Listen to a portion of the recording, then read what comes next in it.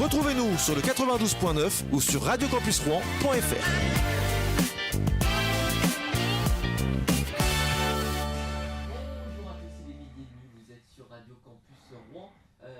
Bonjour à tous, il est midi. C'est bon, on m'entend là, on est bon. Ouais. Super.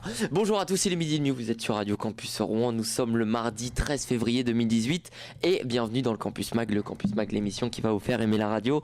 C'est François, j'espère que vous allez bien en ce mardi, deuxième émission de la semaine. Et aujourd'hui, une émission très particulière.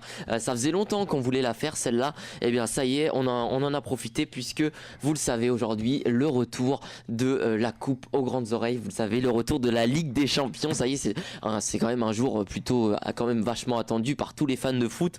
Donc voilà, on va se faire une émission spéciale aujourd'hui. Qu'est-ce qu'on aura au programme ? Alors, au programme, on va un petit peu parler, on va faire un petit mot sur tous les huitièmes. Ensuite, on aura évidemment une grande partie sur le match qui nous intéresse particulièrement, le Paris Saint-Germain qui affrontera le Real Madrid avec les dernières infos. Et puis également, on aura un petit mot, on essaiera de faire une troisième partie sur nos clubs français qui sont en Europa League, puisque on sait que c'est aussi important de parler de la petite Coupe d'Europe, l'Europa League, pour le rayonnement du foot français, c'est aussi important. En fin d'émission, on aura un petit quiz de fin d'émission, un petit quiz sur la Coupe d'Europe. On va voir si les spécialistes qui sont avec nous aujourd'hui sont calés. Donc voilà. Et ben justement, je vous parlais des spécialistes, on va les présenter. Tout d'abord, j'ai Daniel qui est avec moi. Salut Daniel.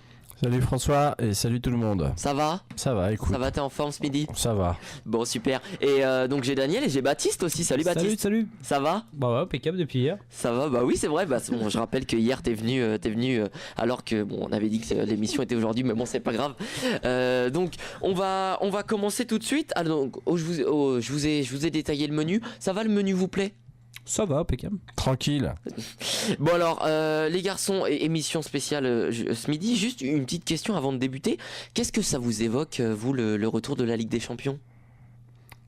L'impossibilité pour l'essentiel des gens qui vivent dans ce pays d'avoir accès à cette manifestation. Comme beaucoup de manifestations sportives aujourd'hui, si on ne paye pas, on ne peut pas y accéder, et c'est la première chose que ça m'évoque, moi. Alors après, évidemment, c'est une belle compétition sportive, la plus emblématique au niveau du football et des compétitions de club, mais force est de constater que si on ne paye pas, il faut regarder Johan Rioux faire le mariole sur l'équipe TV. Voilà. C'est pas faux.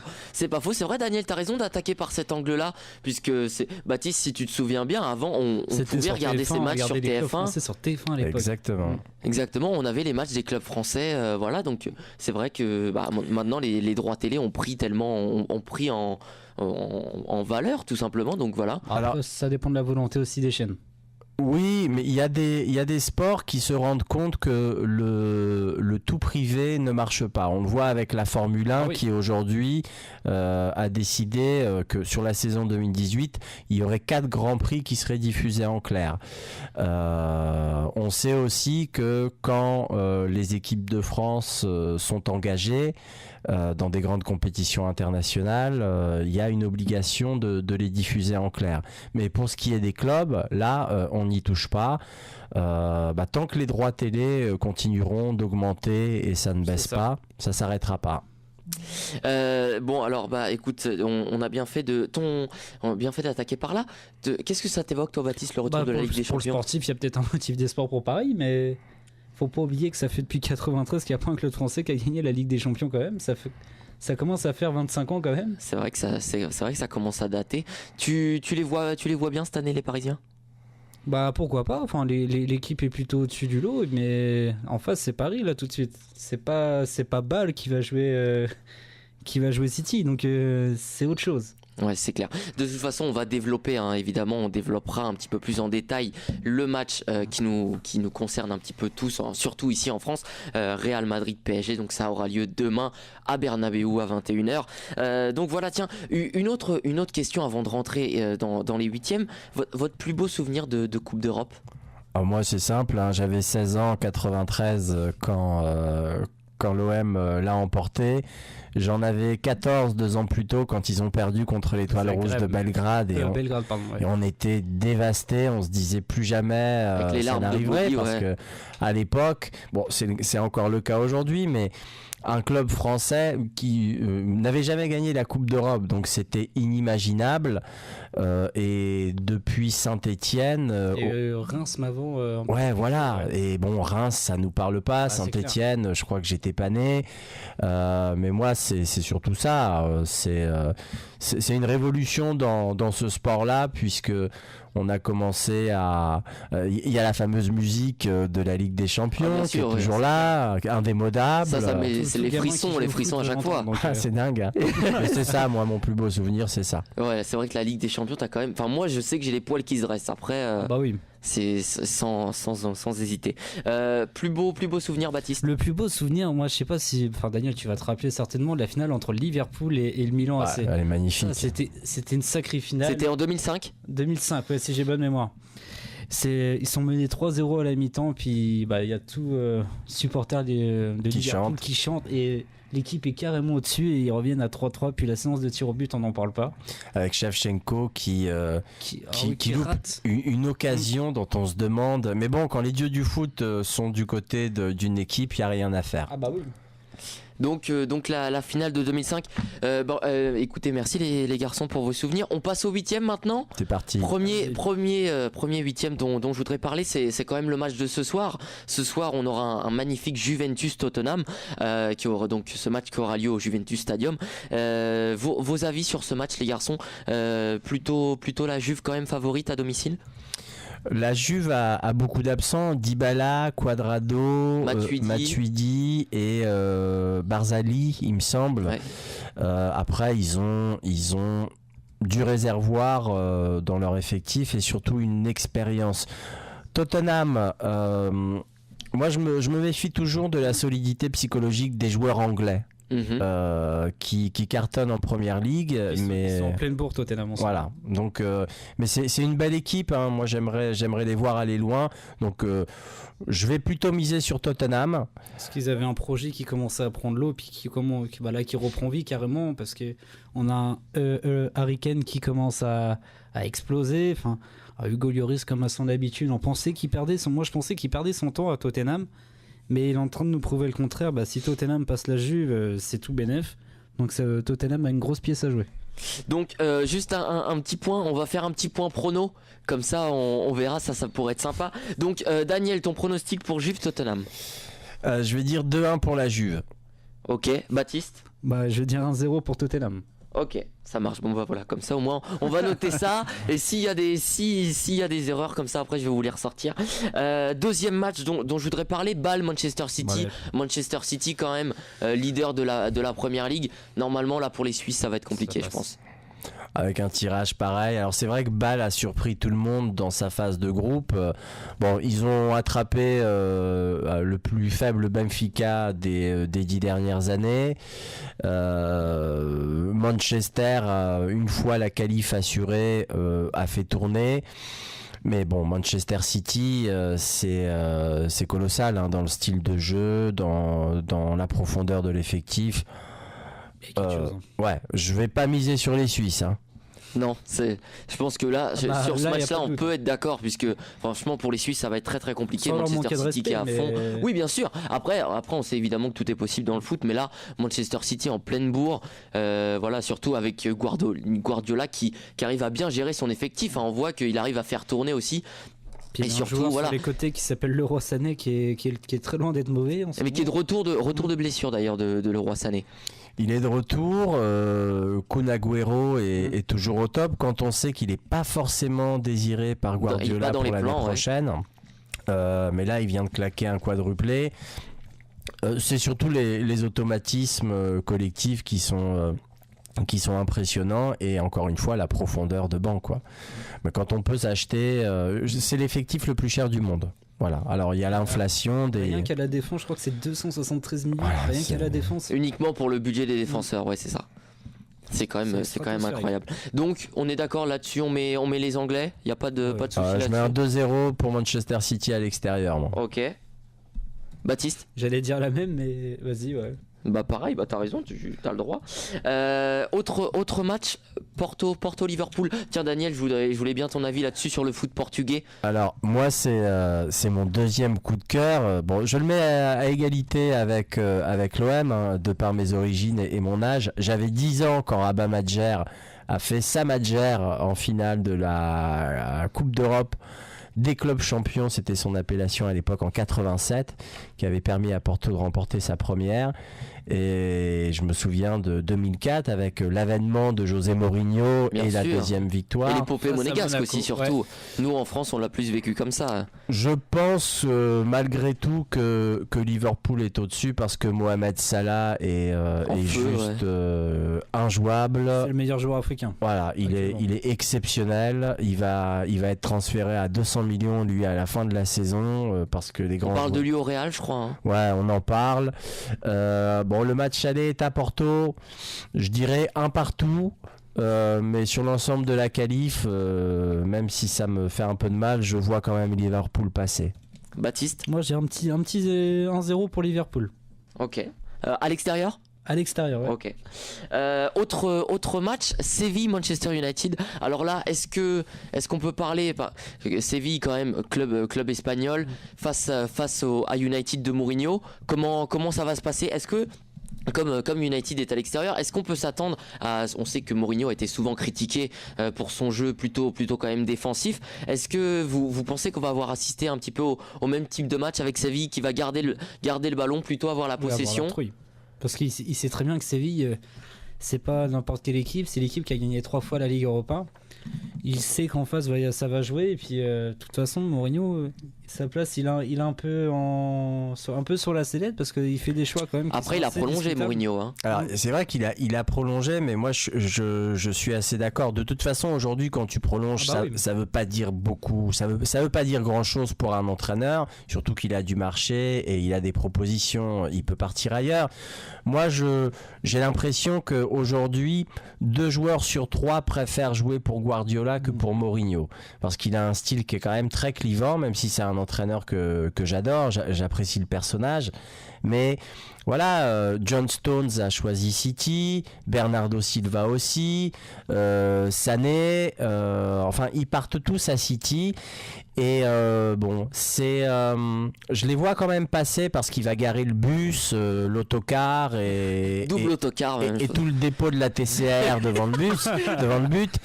Je les vois passer ce coup-ci, mais ça manque d'étincelles et de génie, quoi. Donc, alors pronostic, Daniel? C'est à Séville. Ouais, je vois un 0-0. Ok, Baptiste? J'allais dire le 0-0.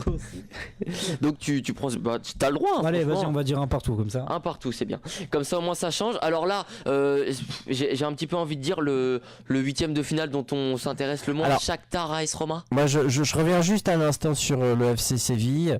Ouais, ils ont gagné la Ligue Europa 3 fois, mais quand je vois des Ben Yedder, des Langlais partir là-bas, des Nzonzi, je me dis que soit les clubs de Ligue 1 payent super mal, soit ils passent complètement au travers. Parce que le FC Séville, c'est pas le Real, c'est pas le Barça et c'est pas l'Atlético, c'est même pas le FC Valence. Mais après tu joues quand même en Liga. C'est ça. C'est vrai, mais il y a ces joueurs qui ont l'attirance pour le championnat espagnol. Ouais, mais après, il faut dire que les clubs français gèrent mal certains coups. Quand je pense à Marseille avec Riyad Mahrez, on va dire les choses comme elles sont, que le président qui s'est ouvertement moqué de lui. Hein. Il est passé au travers. En fait, il a répondu sur un ton qui n'était pas acceptable. Mais Riyad Mahrez, tout le football français est passé au travers. Hein. Mais c'est clair que quand il répond, est-ce que vous pensez vraiment qu'un joueur de Leicester est susceptible d'intéresser l'OM, où est la Brune aujourd'hui, où est Mahrez, quoi. Ouais, c'est ça. Donc je disais, on va passer au 8e qui nous intéresse un petit peu le moins, Shakhtar AS Roma. Parce que c'est vrai, il y a souvent une affiche dans les 8e dans ton sein. Il est tellement pourri qu'ils vont le diffuser en clair. Ça c'est une très bonne vanne. Non, plus sérieusement, on met quoi? On met l'AS Roma, l'Italie plutôt. Moi je vais plutôt mettre le Shakhtar parce que c'est une équipe qui est Ils ont une colonie de Brésiliens qu'on connaît pas, mais qui sont connus au Brésil. Ils ont un entraîneur portugais, Paulo Fonseca, qui fait du bon boulot. Très connu, ouais. Voilà. Et la Roma, bon, il y a du bon joueur, mais allez, ric-rac le Shakhtar, moi. Je le mets. Donc c'est à Donetsk là. Ouais, le match aller au Shakhtar, ouais. Ah, je vois un 2-0 pour le Shakhtar. Ok, ça peut être la grosse cote. Hein. Grosse cote de Daniel, c'est intéressant. Baptiste? Moi, c'est sens inverse, 2-0 pour la Roma. Ok.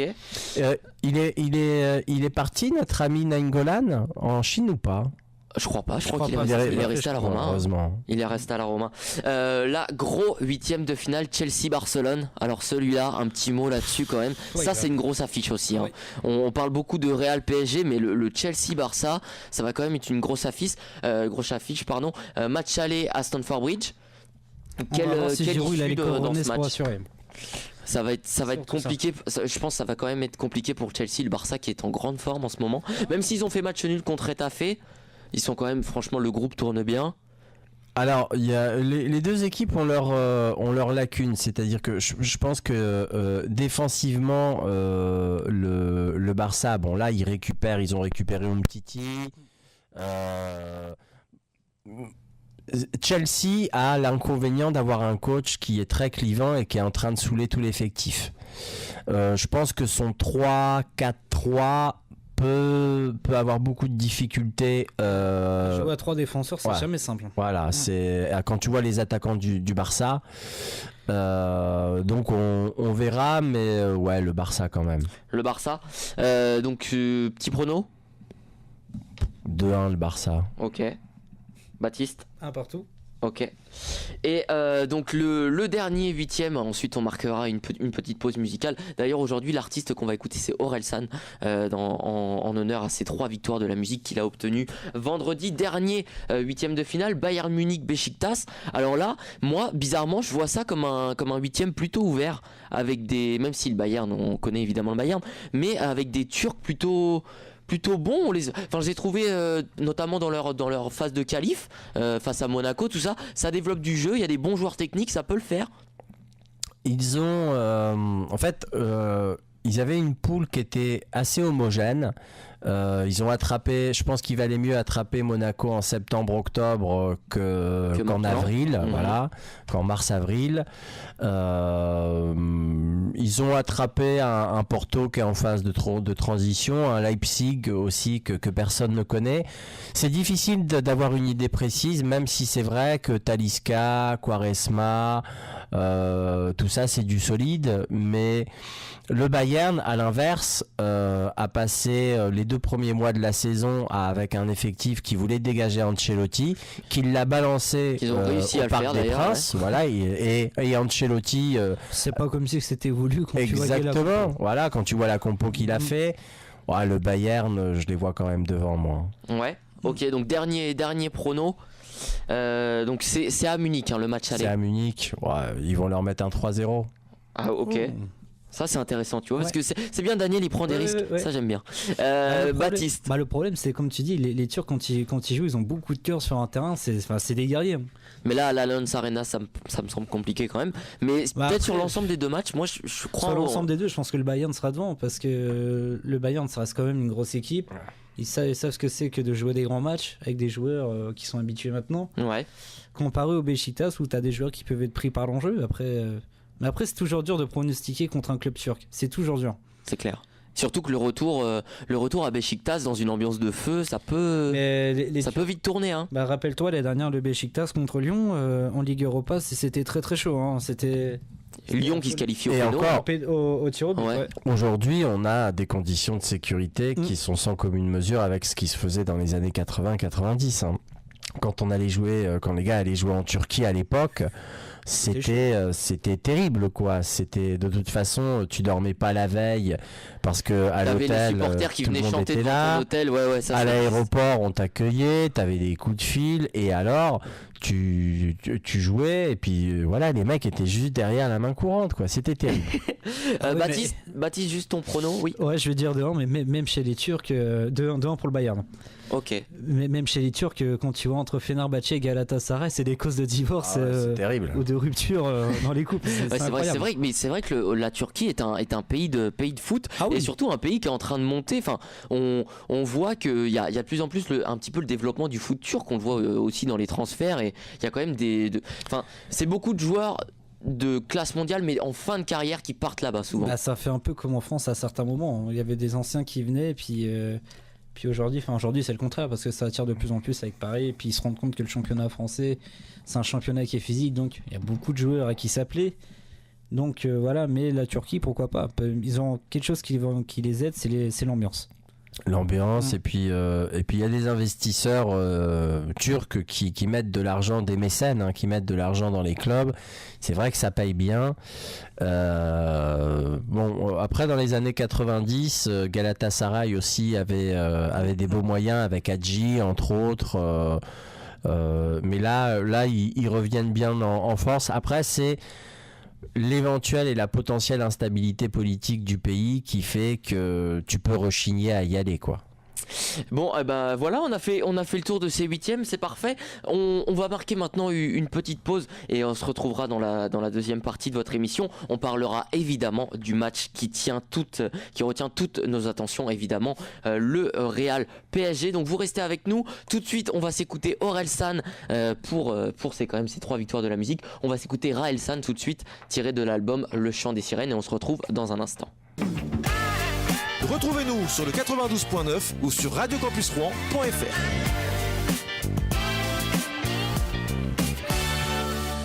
De retour dans le Campus Mag, merci d'être avec nous ce midi. Vous êtes sur Radio Campus Rouen 92.9. À l'instant, on vient d'écouter Raelsan, tiré de l'album Le Chant des Sirènes. Voilà, d'ailleurs, un grand merci à tous ceux qui nous écoutent également sur la web radio, sur radiocampusrouen.fr.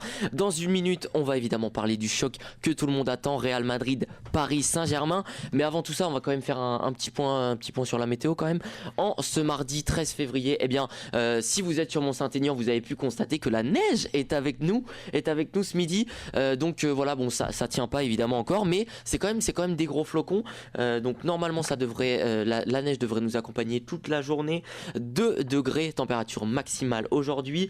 Pour la suite de la semaine, concernant la journée de mercredi et jeudi, de la pluie, et ensuite normalement, alors évidemment à prendre avec des pincettes, mais pour ce week-end peut-être le retour du soleil. Donc voilà, s'il y en a certains qui veulent aller au bord de la mer, peut-être que ce week-end c'est possible. Cependant attention, il y aura peut-être un peu de vent sur le bord de la côte. Donc voilà, petit point météo rapide, puisque vous le savez, spécial Ligue des Champions, on a beaucoup de choses à vous dire. On va évidemment passer à ce match. Donc les garçons, Real Madrid, Paris Saint-Germain. J'ai quelques petites questions à vous poser avant évidemment de l'aborder. Tout d'abord, avant d'entrer dans le vif du sujet, votre sentiment juste avant ce match-là, qu'est-ce qui va se passer? Ça va être tendu. Ça va être tendu, bien sûr. Moi, j'ai un pressentiment que ce coup-ci Paris passe. Alors après, évidemment, comme tous les pressentiments, c'est complètement faillible. Faux, exact. Voilà. Mais j'ai quand même ce pressentiment. Et à côté de ça, je pense que ce sera tout ou rien. Je pense que si Paris ne passe pas, on peut voir apparaître au grand jour des choses qui sont un peu larvées depuis quelque temps au sein de ce vestiaire. Notamment un certain cas Neymar. Voilà. Le départ de Neymar au Real, par exemple. Alors ça, moi je pense que c'est peut-être plus de l'intox parce que avec le match qui arrive.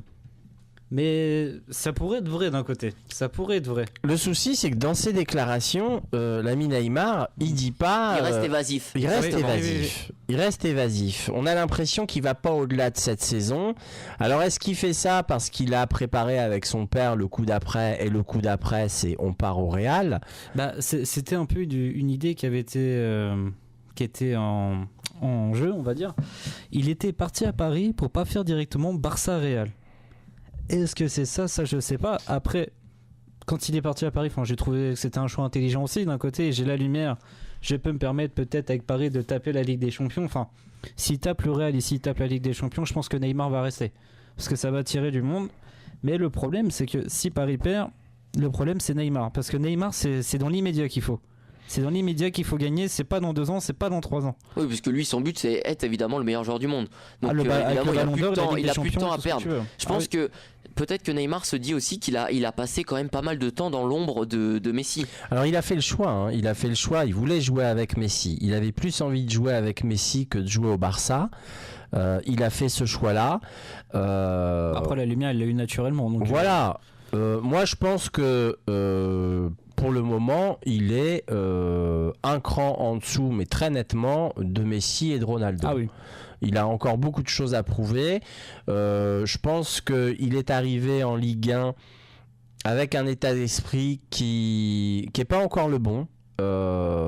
C'est-à-dire que voilà, les joueurs de Ligue 1 sont pas là pour le regarder jouer, pour l'applaudir, pour lui demander son maillot à la mi-temps. C'est ce que cherchait Ibrahimovic à l'époque, quand il était venu. Donc il faut.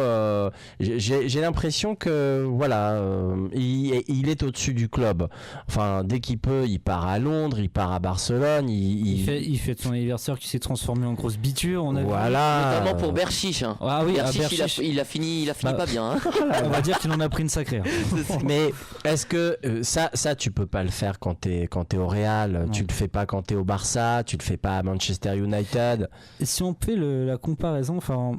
Parce que je trouve qu'il y avait pas mal de l'affaire. C'était avec Ronaldinho à l'époque, qui avait un peu le même tempérament. C'était pas le Ronaldinho qu'on a connu au Barça juste après. C'était le début quand même. Ouais. C'est ça, et c'est ça que Paris avait forcé Paris à le faire partir. Parce que Ronaldinho, on sait tous, c'était un grand fêtard. Enfin, dès qu'il peut faire la fête, il y va. Hein. Même encore aujourd'hui d'ailleurs. Ouais, c'est vrai. Mais Neymar, c'est un peu le même tempérament, mais on dit rien parce qu'il fait partie des 3 meilleurs joueurs du monde. Ouais, c'est ça. Et il a un impact médiatique qui permet de faire connaître la marque PSG partout dans le monde. Maintenant, j'en reviens à mes scénarios. Soit il reste évasif parce qu'il prépare le coup d'après. Le coup d'après, c'est un départ en fin de saison. Soit il a compris ce que beaucoup de joueurs ont compris quand on regarde la politique du PSG. Tu fais la gueule une semaine et t'es augmenté de 250 000 euros à la fin. Ça peut être ça. Voilà, à chaque mois, hein, c'est quand même la plus grosse masse salariale. C'est un puissant fond d'Europe. C'est incroyable. Et bon, je pense qu'on passe trop rapidement le fait que il y a 200 millions d'euros annuels de recettes, quasiment 50% du budget, qui sont le fruit de contrats de sponsoring avec l'État du Qatar, et les autres pays ne peuvent pas faire ça. Enfin, les autres clubs ne peuvent pas faire ça. Bien sûr. Donc les garçons, maintenant, je vais vous poser quand même la question qui, c'est un petit peu, est-ce qu'on peut dire que ça pourrait être la clé du match? Votre compo. Si vous étiez dans la peau d'Unai Emery, votre compo pour le Paris Saint-Germain, puisqu'on sait qu'il y a quand même, on a quand même des interrogations. Alors peut-être pas sur le trio offensif, quoique. Mais voilà, je vais vous demander à tour de rôle votre compo, si vous étiez dans la peau d'Unai Emery, pour ce choc. On commence par Baptiste. Baptiste, ta compo. Déjà un 4-3-3 déjà pour commencer. Au but, Areola, forcément. Ok. À droite, je mettrais bien un Thomas Meunier qui, je trouve qu'il est pas mauvais en ce moment. Au milieu, en centrale, un Kipembe mêlé avec un Thiago Silva. À gauche, un Kurzawa, parce que malheureusement, je trouve que le côté gauche ça pêche. Et c'est là que la question va arriver, parce que j'ai un casse-tête en milieu offensif. Je vois bien Lo Celso. Qui fait des bonnes apparitions, puis qui a prouvé d'ailleurs qu'il était énorme. Puis en milieu défensif, c'est là que je coince. C'est ça, la question, c'est un petit peu sur la question qui tourne, qui revient beaucoup, c'est le poste de sentinelle en fait. C'est ça. Alors moi, j'ai un avis assez similaire à celui de Baptiste, hein. Évidemment, bon, il n'y a aucune raison d'enlever Areola dans les buts et de mettre la pression sur Trapp. Je pense que Marquinhos, Kimpembe, c'est mieux que Thiago Silva. Thiago Silva, moi, il m'inspire aucune confiance. J'ai peur qu'il rentre en dépression très rapidement. Pleurer, ouais. Meunier à droite, mais Emery ne le fera pas parce que politiquement parlant, Dani Alves dans le vestiaire pèse il a trop. Un poids conséquent, ouais. Même avec 3 grammes d'alcool dans le sang, je mets Berchiche plutôt que Kurzawa. En 6, Moi, je partirais sur Rabiot avec Verratti et Lo Celso en relayeur. Ça peut être pas mal, ouais. Le souci, c'est qu'ils ont passé, quand ils ont joué ces trois-là au milieu, c'était Lo Celso qui était 6 et Rabiot relayeur. Je pense pas que mettre Diarra ce soir. Non, mais Diarra, c'est c'est normal au monde du football pour moi. Voilà, C'est c'est normal. et devant, pas de suspense. Pas de Di Maria. Bah, c'est justement quand t'as dit quoique, c'est là que j'ai pensé à Di Maria, mais Di Maria, pourquoi pas rentrer en cours de jeu et être entre guillemets le joker de Le l'X super sub, ouais. ou le super sub comme on appelle dans le milieu. Pourquoi pas. Donc voilà. Donc Puis ça serait une revanche pour lui. sur les dernières infos que j'ai eues, donc il y a eu un petit peu aussi, donc il y a eu des entraînements évidemment avant ce match, et il y a eu deux propositions de milieu. Unai Emery a essayé d'un petit peu brouiller les cartes. Il a fait un milieu plutôt Verratti, Lo Celso, et ensuite il a essayé avec Diarra. Et donc il y a pas mal de spécialistes qui pensent qu'il va quand même faire jouer Diarra en sentinelle, puisque on a vu, il a essayé de gérer un petit peu son temps de jeu en essayant de le faire monter crescendo de petit à petit, de plus en plus de temps de jeu. Je crois qu'il est à 180 minutes là sur le un petit peu de temps. Est-ce que face au Real ça va peut-être être un peu juste en fait? Je pense surtout que ce serait un très mauvais signal envoyé à son vestiaire, parce que tu peux mettre Rabiot en 6, Verratti relayeur et Di Maria aussi relayeur comme il le faisait au Real et en équipe d'Argentine en 2014. Tu peux mettre Draxler qui a été aussi utilisé à ce poste-là, ou tu peux faire ce que tu as fait au cours des dernières semaines, Lo Celso en 6, Rabiot, Verratti relayeur. Mais aller chercher un gars qui joue plus depuis un an C'est ce que, ouais. et dire à tout le monde il vous passe devant. Bon, Ça la fout mal quand même. c'est pas facile, hein. C'est pas facile. Surtout que Diarra, même si c'est un super joueur quand il est à 100%. C'est pas le plus exemplaire dans l'attitude. Exactement, c'est loin d'être le plus exemplaire. Moi, je déconseille. Je pense pas qu'Emery prenne Il va le pas risque. prendre le risque de faire jouer Diarra. Non, je pense s'il pas. fait jouer Diarra, parce que Diarra c'est quand même un salaire à 4 millions par an quand même. Ça sera peut-être la direction qui le dira, tu le fais jouer, comme ça on va justifier un peu son salaire, puis on n'en parle plus. Ça serait ça. Mais moi je pense surtout que Diarra a été recruté dans l'optique de ce 8e de finale, puisque peut-être qu'au sein du club on sentait que Thiago Motta serait tout simplement pas prêt. Il a été et qu'on recruté, veut- parce que c'était il est bon quand même, hein, on va dire les choses comme ils sont, malgré que j'aime pas le joueur. C'est parce que c'était le seul joueur qui était gratuit. Voilà, gratuit, et puis il y a un manque de 6 de milieu oui. défensif dans cet C'est ça. effectif. Je pense que le PSG voulait absolument un spécialiste du poste en fait, tout simplement, puisque on sait que Rabiot veut pas jouer en sentinelle, mais quoique Rabiot il s'est un petit peu repris. Je sais pas si vous avez écouté les conférences de presse. Il a dit quand même avant le Real, il a dit ce match-là, peu importe où je jouerai, je vais il a jouer le quoi. profil d'un sentinelle. Alors je comprends, en même temps quand il se projette vers l'avant, il est tellement bon que moi je le trouve au-dessus de Pogba, tu vois. Je le trouve au-dessus de Pogba. Je trouve que Kanté, Rabiot, Tolisso, ces trois-là au milieu de terrain, c'est déjà devant la formule Kanté, Pogba, Matuidi. Mais Rabiot, c'est un gamin qui a débarqué dans l'effectif du PSG à 17 ans. Prêté à Toulouse juste après, puis revenu. Et qui a pas une vie facile, Rabiot. Hein. Enfin, Notamment avec sa mère, la relation avec sa mère. Alors il s'entend très bien avec sa mère, mais son papa est très malade depuis toujours. Il est dans un état qui est dramatique, hein, puisqu'il ne peut communiquer qu'en clignant des yeux. Ouais, c'est vraiment un syndrome qui est très particulier. Donc, et en cela, voilà, je trouve que la force mentale qu'il dégage est assez admirable, même s'il gagnerait de temps en temps à mesurer ses propos avant de parler. C'est Rabiot. Après, c'est un chambreur. C'est comme Mbappé qui chambre un peu avant. Sauf que Mbappé, il a vocation à être le grand joueur français des 10-15 prochaines années, de rassembler les supporters, et c'est pas la peine quand tu joues dans un club aussi populaire et donc clivant que Paris ou Marseille. Faut chambrer intelligemment. C'est ce qu'il fait d'ailleurs. Je trouve que ce qu'il a fait au Vélodrome au match aller, c'était voilà, faut pas qu'il se loupe. Faut pas C'est qu'il se juste loupe. ça, ouais. Petit mot rapide sur le Real. Déjà, est-ce que d'après vous, est-ce qu'on peut parler d'occasion rêvée pour le PSG là, vu l'état actuel du Real Madrid? Bah c'est le moment où il faut le prendre le plus dans la saison, le Real, parce que là ça va pas. Puis même Zidane, on parle déjà de mettre son avenir en jeu. Justement, c'était ma question d'après, juste ça. Est-ce que s'il y a élimination, est-ce que la tête de Zidane et également la tête de Benzema, est-ce qu'on peut dire que là, Surtout ce serait la tête de fin des... Zidane, hein. Je pense qu'on actera le fait que Zidane ne sera plus entraîneur du Real, mais je pense qu'il ira jusqu'au bout de la saison. Parce qu'il n'y a plus rien à gagner en championnat, il n'y a plus rien à gagner en coupe. Tu te fais sortir en Champions League, voilà. De toute façon, c'est ça qui va résumer sa saison, Zidane. Voilà. S'il veut vraiment sauver sa tête, il faut la coupe à la fin. Il faut la coupe. Hein. Il faut, parce que de toute façon, c'est lui qui a dit à son président, je garde cet effectif-là, mais je perds Danilo, je perds James Rodriguez, et à l'arrivée, il n'y a pas de concurrence. Je perds Morata. Il n'y a pas de concurrence, et s'il avait été plus couillu dans son discours par rapport à la BBC, il aurait Mbappé aujourd'hui et il l'aurait pas en face.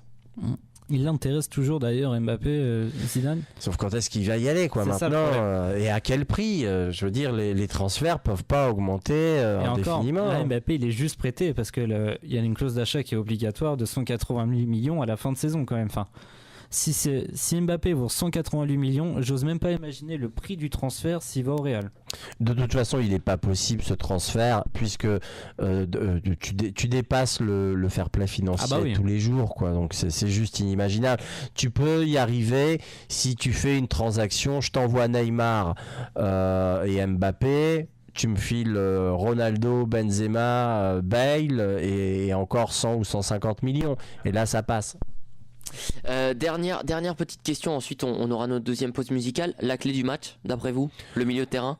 Moi, je pense que ce sont les latéraux des deux côtés, plus Marcelo côté Real, parce que Nacho va bien équilibrer et bien défendre à droite, mais que les latéraux du PSG avec Dani Alves et éventuellement sans doute Kurzawa, si Ronaldo et Bale sont dans un bon jour, ça peut craquer. Baptiste? Bah après, la clé, ça peut être Neymar aussi. D'un côté, on va voir s'il y a vraiment opposition ou pas vers le Real, parce qu'on sait tous que Neymar, quand il a un parti pris, il va pas changer d'avis. Bien sûr. C'est ça, c'est un peu le problème de Neymar, c'est là où il progresse pour brouiller les cartes. Mais il y a aussi, moi je pense aussi, il y a peut-être Di Maria, je sais pas pourquoi, je pense à lui. Je me dis que là, ces derniers temps, il enchaîne quand même des performances qui sont loin d'être dégueu. Et qui sont plutôt bonnes, et il peut être la clé, parce que pour lui ça pourrait être une revanche, parce que le Real, faut pas oublier qu'il a un peu terminé sur le banc au Real, et que pour lui ça peut être une sacrée revanche s'il y va. De toute façon, faut marquer pour Paris. Ah bah oui, faut marquer. Bien sûr. Écoutez, merci. Je pense qu'on a fait le tour pour ce match Real Paris Saint-Germain. Ouais. On fait une petite pause musicale. On va s'écouter Le Chant des Sirènes d'Orelsan. On continue avec cet artiste. Et voilà. Donc on se retrouve dans un instant pour la troisième partie de l'émission. Daniel, je vous quitte. Salut. Écoute, Bye. en pleine émission. Écoute, c'est pas grave. Baptiste, évidemment, toi tu restes avec nous. Bon, super. On s'écoute tout de suite Le Chant des Sirènes et on revient dans un instant pour la troisième partie. On abordera l'Europa League tout de suite avec nos clubs français. À tout de suite. Retrouvez-nous sur le 92.9 ou sur radiocampusrouen.fr. De retour dans votre Campus Mag, merci d'être avec nous ce midi sur le 92.9 ou sur radiocampusrouen.fr. Très heureux d'être avec vous, évidemment, et surtout vous êtes de plus en plus nombreux à nous écouter, donc merci à vous.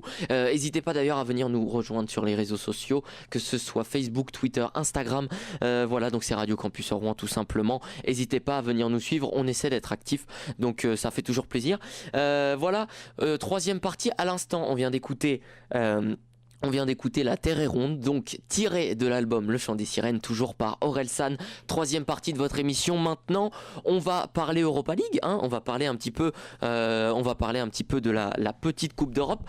Évidemment, de nos clubs français, puisque on a quand même 3 clubs français qui sont représentés Nice, Lyon et Marseille. Avant de prendre les matchs en détail, juste un petit avis rapide, Baptiste. D'après toi, l'équipe française qui ira le plus loin cette année? Je dirais l'OM. Tu dirais Marseille? Ouais. C'est vrai? Ils sont plutôt pas mal, puis ils ont un effectif qui est très très soudé. Et ils enchaînent des bonnes perfs, même si la dernière face à Saint-Etienne, on va dire, on peut leur en vouloir parce que quand même ils peuvent le gagner le match. C'est vrai qu'ils ont lâché un petit peu ce Avec match. Mitroglou, alors lui, il rate un truc. C'est vrai, t'aimes pas Mitroglou? Bah ouais, il me dérange. Ouais. J'aime pas son style. D'accord. Écoute, après c'est ton avis. Donc voilà. Donc concernant les matchs qui auront lieu jeudi, tout d'abord le premier match ce sera Étoile Rouge de Belgrade face au CSKA Moscou. Bon alors ça on s'en fout, mais enfin on s'en fout pas. Attention, mais bon, voilà. ça va être un match qui peut être chaud aussi. Oui, Belgrade et Moscou. Oui, bien sûr, c'est sûr que non, mais enfin bon, après nous après en France on est un petit peu moins concernés. Les matchs les plus importants, on a un Dortmund Atalanta Bergame. On aura évidemment OGC Nice, Lokomotiv Moscou, Spartak Moscou, Athletic de Bilbao, Real Sociedad Salzbourg, ça peut être intéressant. Le Milan AC qui se déplacera à Ludogorets, Arsenal qui se déplacera à Östersund, Marseille qui affrontera Braga, ça on va y revenir. Copenhague Atlético Madrid. Naples, Leipzig et surtout Bucarest, Lazio de Rome. Voilà. Naples, Leipzig, celui qui trouve le bon prono, il est bon. Ça peut, c'est vrai que ça peut être un Naples. Après moi j'aime bien l'équipe napolitaine, je l'aime bien. Faut pas oublier que Leipzig c'est un nouveau riche encore aujourd'hui. Attention. C'est vrai. Bon, tu veux commencer par quel club français? Je vais être chauvin. Tu commences par Marseille? Bah oui. Alors vas-y, alors on t'écoute Baptiste. Ton avis sur ce match, donc Marseille qui sera à domicile. Malheureusement on a entendu les prétentions de les prétentions de spectateurs, ce sera environ 14 000 personnes pour ce match. Faut pas oublier que c'est en semaine aussi, qu'il y a des gens qui travaillent et puis tout le monde ne peut pas assister au match, ça faut pas oublier. Ouais, mais bon c'est quand même la Coupe d'Europe. C'est dommage, voilà. Et c'est Braga. On sait notamment que il y a quand même une forte communauté portugaise. On aurait pu penser qu'il y aurait eu un petit peu plus de monde. C'est ça. Et puis pour Marseille, je pense que c'est le moment d'y aller, d'avancer. Si on veut prouver que le projet est bon, faut gagner contre Braga. Bien sûr, ouais, faut se montrer à la hauteur. Et puis je les vois bien peut-être aller en finale ou en demi. Ça peut être pas mal. Alors je pense surtout au coefficient UF1. Ouais, bien sûr. Mais ça, il faut qu'on remonte absolument. Alors l'OM en finale ou en demi, moi je pense qu'il faut rester quand même mesuré parce qu'on a quand même c'est mesuré parce que quand même c'est une équipe qui est pas mauvaise en ce moment. Parce qu'on sait que sur un malentendu, l'OM ils peuvent venir te taper. Tu peux t'appeler le Paris Saint-Germain, on l'a vu au match aller. Ils ont été à 2 doigts de taper Paris, mais même si Bounassar quand même a fait une sacrée bourde. Mais attention, c'est ça qu'il faut pas oublier. Et après, moi je te dis ça dans le sens qu'il y a quand même de belles équipes en il y a de belles League. équipes. Quand je te dis Naples, Arsenal, l'Atlético Madrid, Liverpool, n'importe quoi. Moi. Dortmund, Arsenal, tout ça. Oui, j'ai dit Liverpool, pardon. Ouais, donc tu vois, il y a quand même de belles affiches. Je pense que déjà passer Braga, atteindre les 8e et ensuite voir le tirage de 8e. Si on tire un gros en 8e, ça peut être compliqué. Ce qui peut être sympa, c'est que si 2 gros s'affrontent, ça peut être sympa. Ouais, ça fait un qui sort et puis. Ça peut être bien. C'est clair. Ensuite, un petit mot sur Nice. Ouais. Les Niçois, alors Lokomotiv Moscou, ça sera pas un match facile quand même pour eux. Les Niçois face au Lokomotiv Moscou. Alors l'aller à domicile, ça veut dire le retour à Moscou. Ça peut être compliqué. Faudra faire un gros aller. Ouais. Parce que quand même Nice ils sont pas non plus dans une forme extraordinaire en ce moment. Ils se relèvent un petit peu. C'est vrai qu'ils ont eu un très mauvais début de saison, mais là ils repartent un petit peu du bon pied. Ouais, ils sont plutôt pas mal. Même s'ils ont perdu à Dijon, le dernier match ils l'ont perdu à Dijon, notamment un match qui a été étrillé par des propos racistes à l'encontre de Mario Balotelli. Parce qu'aujourd'hui c'est en cours d'enquête. Mais c'est vrai que je pense que Balotelli dans sa démarche est sincère. Quand on connaît le bonhomme, on a bien vu sa réaction. Je pense pas qu'il triche, je pense qu'il a entendu des trucs et qui sont bien sûr. rien à faire dans un stade et qui n'ont rien à faire ailleurs d'ailleurs. C'est sûr. Et je pense que le jaune qu'a reçu Balotelli est complètement injustifié. Oui, mais je trouve qu'il a pas eu une réaction non plus démesurée. Enfin, il a été très calme, il a juste dit à l'arbitre. Enfin, Oui, bon, il a il fait a signe juste fait ça, il a fait signe aux supporters de se taire, Ouais, mais c'est pas non plus une provocation, il l'a fait vraiment. il a tranquillement, répondu, voilà, c'est pas comme un Patrice Evra qui va mettre ou un Eric Cantona qui va mettre un kick dans un supporter, quoi. Voilà, je pense que c'était mesuré. Après, Balotelli souffre un petit peu de sa réputation, quoi. C'est ça le problème. Bah, Balotelli, malheureusement, c'est pas la première fois qu'il entend ces propos-là, quoi, parce qu'on se souvient, je crois qu'à City, on a entendu, si j'ai bonne mémoire, au Milan, je crois que c'était quasiment tout le temps qu'il entendait. Oui, bah après on connaît les supporters italiens. Voilà, c'est le problème, mais bon, faut pas oublier que non plus que derrière un joueur, il y a un bonhomme, et que le bonhomme, on peut comprendre que ça blesse aussi. C'est clair. Donc voilà, dernier petit mot sur Lyon. Lyon qui est pas bien en championnat, qui vient de perdre 3 matchs consécutifs. Donc là, ils affronteront Villarreal. Attention, Ça va Villarreal. être gros, là. Qu'est-ce que t'en penses des Lyonnais? Bah, ils sont pas dans une spirale positive, hein, parce que quand tu vois le dernier match, quand même, c'est frustrant parce que ils doivent le gagner. Honnêtement, ils doivent le gagner parce qu'il y a tellement d'occasions que ça doit rentrer. Et Rennes, sur leurs 2 frappes cadrées, les 2 font mouche. Il y a quand même des questions à se poser au niveau du club. Enfin, je dis pas au niveau du vestiaire parce que je sais pas comment ça se passe en ce moment, mais a priori, l'ambiance a l'air d'être au beau fixe. Mais attention, Villarreal, c'est pas n'importe qui. C'est un club espagnol qui se relève parce qu'il a connu des difficultés, mais qui est plutôt pas mal. Il faudra gagner, il faudra sortir vraiment avec ce qu'on a dans le pantalon, enfin avec ce qu'ils ont dans le pantalon, pardon. Il faudra y aller. Clair. Non, mais surtout là, les Lyonnais ils peuvent être motivés puisque la finale de la Coupe d'Europe cette année, c'est. Bah c'est ça, faut qu'ils pensent à ça. C'est à Lyon, quoi. J'allais dire à Gerland, mais c'est au Parc OL. Exactement. Officiellement, n'est plus le stade. C'est le Groupama Stadium. Voilà, le Groupama Stadium maintenant. Voilà. Mais ouais, Lyon, ça peut être un objectif, hein. On sait que surtout Jean-Michel Aulas dans l'objectif. Je pense que ça peut les pousser parce que s'ils arrivent en finale, forcément, le stade doit être plein à craquer, c'est ce qui va être sûr. Mais il faudra vraiment qu'ils sortent vraiment la grosse équipe et qu'ils y aillent, quoi. D'après toi, le gagnant de l'Europa League cette année, c'est qui? Parmi les gros noms que je t'ai dit, Naples, le Borussia, l'Atlético Madrid. Une équipe française. Qui d'autre? Qui est-ce qu'on a? Milan, Salzbourg, Bilbao. Il y a quand même des belles équipes. C'est quand même homogène, mais ouais, je vois pas un club français gagner, mais peut-être Arsenal. Pourquoi pas? Arsenal? Ouais, parce que même si on sait que bon en Coupe d'Europe, Arsenal c'est. Ouais, mais ils ont quand même réussi à qualifier un Aubameyang au dernier moment dans l'effectif. Ça peut être pas mal. Ouais, Arsenal, pourquoi pas, parce qu'ils ont fait quand même un transfert intelligent qui se respecte d'ailleurs. Ouais, ça peut être sympa. Ouais. Alors, tiens, un petit rappel juste, on est environ à 4 mois, on est à 4 mois de la Coupe du Monde. Ça va arriver vite déjà. Maintenant d'ailleurs, on a quand même hâte.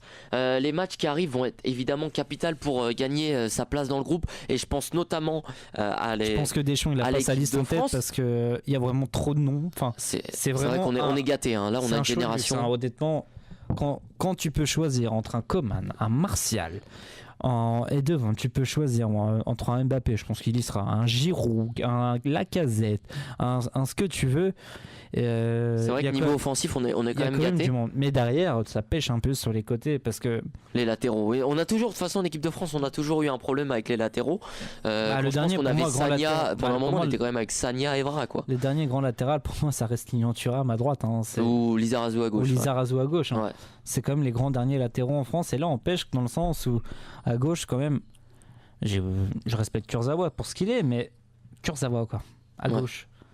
Après, il n'y a pas grand monde à gauche. Hein, faut quand même pas trop allumer parce qu'il est bon offensivement quand même. Il apporte. Mais son problème, c'est sur les phases défensives. Il est pas, quand il y va offensivement, des fois, il n'est pas capable de revenir. C'est le problème de Kurzawa. C'est qu'il a un gros défaut, c'est ça. Ouais. C'est qu'il n'est pas capable d'être devant et de revenir.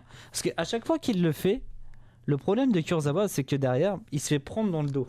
Ouais, c'est ça. Et comme il n'est pas doté non plus d'une vitesse folle, il va pas revenir sur le mec d'un seul coup. Il s'appelle pas Marcelo, quoi. Le problème est là. Donc justement, moi la question que je voulais juste te poser, c'est d'après toi, est-ce qu'il y a quelqu'un qui pourrait tirer son épingle du jeu pendant ces matchs européens et justement pour récupérer un petit peu sa place dans le groupe de Deschamps? Qui pourrait tirer son épingle du jeu? Un Thauvin. Ouais. Florian Thauvin pourrait tirer son épingle du jeu parce que je pense qu'il a sa place pour être en équipe de France aujourd'hui, mais le problème c'est qu'il y a trop de concurrence à droite Et il peut tirer son épingle du jeu. Honnêtement, s'il continue à faire une grosse saison comme il fait là, et si en Europa League il continue encore sur sa lancée, ça peut être pas mal. Il peut être dans la pré-liste. Je pense que Didier Deschamps fera une présélection parce qu'il y a trop de monde. Il faudrait qu'il choisisse et après il fera sa petite shortlist. Mais il a son coup à jouer, Florian Thauvin. C'est possible. Donc, à ton avis, tu dirais Thauvin. Bon, dernière partie, parce que là, on n'a plus trop de temps, on est un petit peu ric-rac. Pas de pause musicale, on enchaîne directement avec le quiz. Baptiste, t'es prêt ? Petit quiz, évidemment, on va voir si t'es un spécialiste. Quiz Ligue des Champions et plutôt Coupe d'Europe en général. Donc voilà. Première question, c'est parti. En quelle année la Coupe de l'UEFA a-t-elle changé de nom pour devenir l'Europa League ? Est-ce que c'est 2005, 2007, 2009 ou 2011 ? 2007 ? Tu dirais 2007, perdu c'est 2011. 2011 ? Ouais. C'est si récent que ça ? Non, c'est 2009. Pardon. Ah, j'allais dire, 2009. oui, d'accord, pourquoi pas. C'est 2009. Donc pas de point. Deuxième question, quel club anglais s'est fait systématiquement éliminer en huitième de finale de la Champions League entre 2011 et 2017 ? Est-ce que c'est Liverpool, Arsenal, Manchester City ou Chelsea ? Arsenal ? Ouais, bien joué, c'est Arsenal. Troisième question, en quelle année 3 clubs portugais ont atteint les demi-finales d'Europa League ? Oh là là. Alors, 2011, 2012, 2013 ou 2014 ? 2013 ? 2013, non, c'était 2011. 2011. Parmi ces clubs-là, donc on devait avoir le FC Porto, Benfica. Sporting peut-être, non, qui traînait par là ? Et oui, peut-être, ou Braga, ou je sais pas. Enfin bon, voilà, les clubs un petit peu du haut du panier du foot portugais. Quatrième question, quel est le seul club turc à avoir remporté la Coupe de l'UEFA ? Est-ce que c'est Beşiktaş ? Je me demande si c'est pas le Beşiktaş. Antalyaspor, Fenerbahçe ou Galatasaray ? Peut-être Galatasaray. Mais Beşiktaş, ça me parle. Beşiktaş, ça te parle, et c'est Galatasaray. Ouais. C'était entre les deux. Toujours pas de points, donc là t'es à 1 sur 4, Baptiste. Donc voilà, spécialiste de football. Oui, bah écoute, oui. Non, je rigole. En quelle année l'Olympique de Marseille a-t-il atteint la finale de la Coupe de l'UEFA pour la dernière fois ? 2002, 2004, je te l'ai dit tout à l'heure à la pause, 2004. 2004. Ça, après, en tant que supporter, c'est facile. Donc, deuxième point. Sixième question, quel club compte le plus de victoires en C3, donc Coupe de l'UEFA et Europa League ? Est-ce que c'est le FC Séville, le FC Porto, l'Inter Milan ou l'Atlético Madrid ? Il y a peut-être Séville, parce que Séville a comme gagné 3 fois l'Europa League, mais ouais, peut-être Séville. Ouais. Bonne réponse, c'est Séville. Septième question, en quelle année 2 clubs anglais se sont affrontés en finale de Champions League ? Est-ce que c'était en 2002, c'était Chelsea, 2004, Liverpool, non ? 2006 ou 2008 ? Non, moi je crois que c'était pas plutôt un Manchester United Arsenal au Stade de France ? Non. Non, Arsenal, non. Au stade, tu parles de... Non, je vais donner la réponse parce qu'en 2006 c'était Barça-Arsenal en finale. Ok. Je me demande s'il y avait pas si c'est pas Chelsea Liverpool et que c'était un match qui a été fou aussi. Et redis-moi les dates. J'ai 2002, 2004, 2006 ou 2008 ? 2008. Ouais, bien joué, c'est 2008. Donc ça fait quoi ? Ça fait 4e point pour Baptiste. Les 3 dernières questions. En quelle année s'est produite la tragédie de Heysel lors d'une finale de Champions League opposant la Juve à Liverpool ? Est-ce que c'est 83, 85, 87 ou 89 ? Ça, tu vois, par exemple, moi je suis fan de foot, et bah cette date-là, je la connaissais pas. Moi non plus. À tout hasard, 85. Ouais, et bah c'est 85. Tu vois, comme quoi t'as la chance avec toi. 5e point sur 8, c'est bien, tu te rattrapes. Je sais pas si tu t'es renseigné, mais cette tragédie, qu'est-ce qui s'est passé ? Bah non, je me suis pas renseigné. Je vais me renseigner pour tout à l'heure, puis je vais en parler dans Tout le monde peut en parler. Eh bah tiens, on en parlera juste à la fin, on va se faire un petit coup de pub. On finit juste ce quiz rapidement. 9e question, quel club a disputé le plus de finales de Champions League sans en avoir remporté une ? Est-ce que c'est la Juve ? Est-ce que c'est Chelsea ? Est-ce que c'est Arsenal ou est-ce que c'est l'Atlético de Madrid ? Sans en avoir remporté une. Ouais. Alors, Chelsea. Quel club a remporté a disputé le plus de finales de Champions League sans en avoir remporté une ? Juventus, Chelsea, Arsenal ou l'Atlético Madrid ? L'Atlético, parce que je crois qu'Arsenal en a fait qu'une dans son histoire. Alors ça, et que Chelsea en a gagné. Mais effectivement, c'est l'Atlético. On a gagné 2 ou une. Et c'était quoi la première ? La Juve. Non, la Juve, non. Ils en ont gagné trop. Ok, Il y en a au moins effectivement. 4 à la Juve. Effectivement, c'est l'Atlético Madrid. 6e point, 6 sur 9, c'est pas mal. Dernière question, on va voir si tu peux marquer 7 points. En quelle année a eu lieu la première édition de la Coupe des clubs champions, ancien nom de la Champions League? Est-ce que c'est 54, 56, 58 ou 60? 56 Ouais. Avec 56. Reims en finale, non? Face au Real? Non, Ouais, il me semble. je sais pas. Mais je sais que c'est le Real qui l'a gagné, puisque le Real a gagné les premières éditions, c'est le Real qui les a gagnées. Qui a été suivi par l'hégémonie de l'Ajax. Exact, Mm. exact. Ça fait 7 sur 10, Baptiste, c'est quand même pas mal. C'est un Ah, je bon m'en score. sors bien parce que j'étais en train de capoter au départ et puis. Mais c'est pas mal, un petit 14 sur 20, c'est pas mal.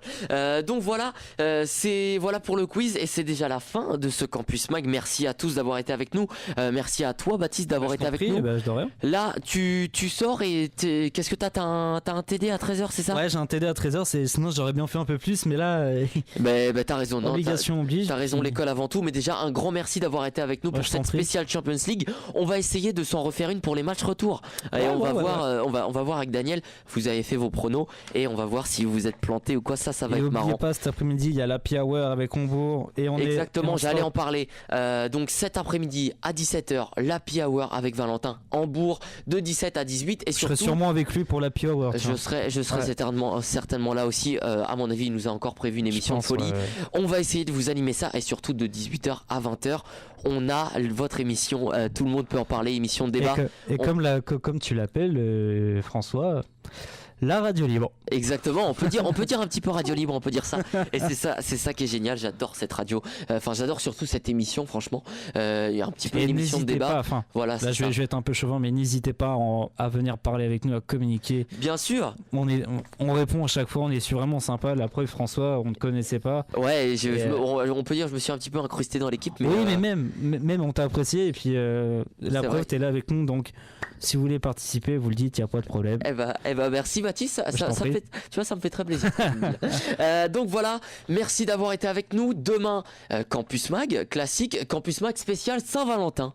Voilà, puisque Voilà. demain on sera le 14 février. Carmen, tu donc t'en voilà. occupes, hein. C'est vrai, Carmen, à chaque fois je dis ça, elle me fait des gros yeux, mais c'est important d'en parler. On va voir un petit peu vos avis. Ça nous intéresse, vos avis sur la Saint-Valentin. Donc voilà, demain spécial Saint-Valentin à 12h30. C'était le Mais Campus tu sais quoi, Mag. la Saint-Valentin pour moi demain, ça sera la soucoupe devant la Ligue des Eh ben, Champions. pareil mon gars, exactement, puisque on le rappelle, tiens, juste avant de terminer cette émission, la soucoupe diffuse les matchs de Champions League et si vous voulez nous retrouver, venez nous voir. Donc Et ça venez arrive à la profiter, soucoupe. comme a dit Daniel tout à l'heure. Là, vous allez pas payer les gars pour regarder le Exactement, match. Vous allez pas exactement. payer. Pour ceux qui n'ont pas BeIN, qui n'ont pas Voilà, qui Canal. n'ont pas les moyens spécialement d'avoir toutes ces chaînes. Exactement. Venez en profiter à la soucoupe. Ils sont sympas. Yvon est là pour vous accueillir. Justine, Stacy, ils sont super sympas. Et n'hésitez pas à venir. Exactement. Voilà, donc c'est la fin de cette émission. On se retrouve demain, 12h30, pour un nouveau Campus Mag, l'émission qui va vous Bonne faire journée. aimer la radio. Bonne journée, salut. All I need one more chance. Oh, baby, let me show you. I need one